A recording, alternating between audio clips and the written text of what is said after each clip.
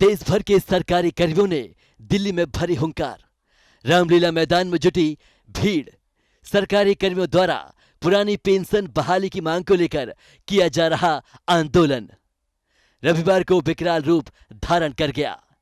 दिल्ली के रामलीला मैदान में आंदोलनकारी लोगों की इतनी भीड़ का अंदाजा ना तो केंद्र की भाजपा सरकार को था और ना ही दिल्ली सरकार को।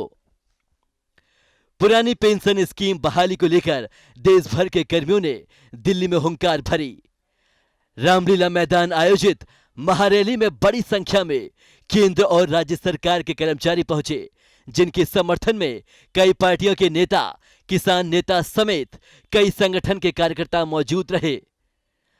उनका कहना था कि सरकार अपनी जिद नहीं छोड़ती है तो इससे भी बड़ा आंदोलन पूरे देश में किया जाएगा।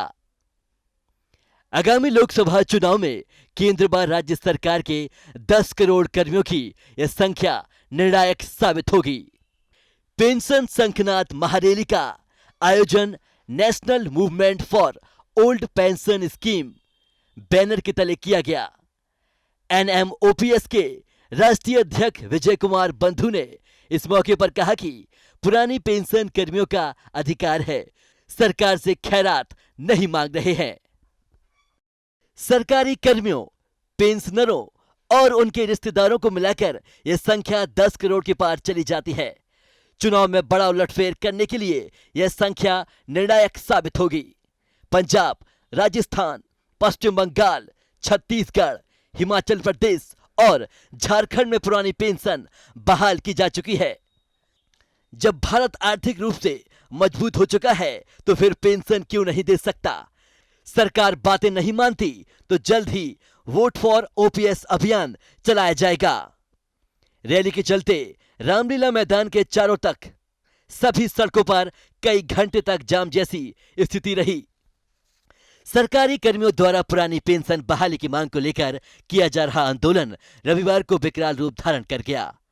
दिल्ली के रामलीला मैदान में आंदोलनकारी लोगों की इतनी भीड़ का अंदाजा न तो केंद्र सरकार को था, न ही भाजपा सरकार को और न ही दिल्ली सरकार को।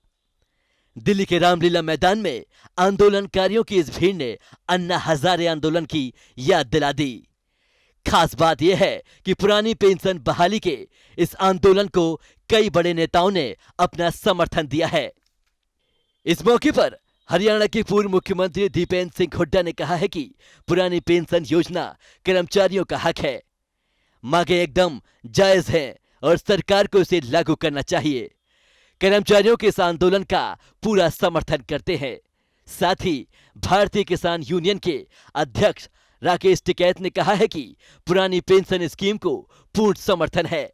देश का किसान इस लड़ाई में कंधे से कंधा मिलाकर चलेगा और इसे मजबूती से लड़ने का काम करेगा।